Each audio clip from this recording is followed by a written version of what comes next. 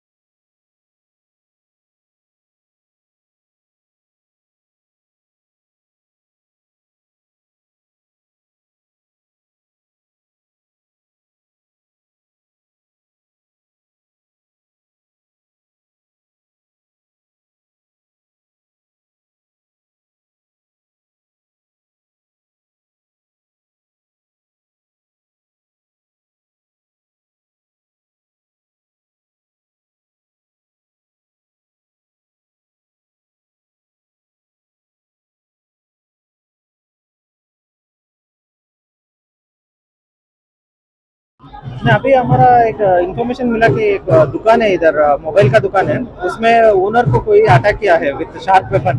तो तुरंत हमारा पुलिस ने रश किया तो देखा कि वो पूरा ब्लीडिंग इंजरी में वो ओनर पड़ा हुआ था। तो तुरंत हमारा जो एसआई है रंजीत दास, उसने इमीडिएटली उनको शिफ्ट किया है आईजीएम हॉस्पिटल में। थोड़ा क्रिटिकल है वो। और जो अटैक किया है वो एक्चुअली कुछ खरीदने के लिए आया था। और ऐसा अभी फिल्म में पता चल रहा है कि कुछ पैसे में कुछ लेन देन में प्रॉब्लम हुआ तो उसने चाकू लेके अटैक किया है।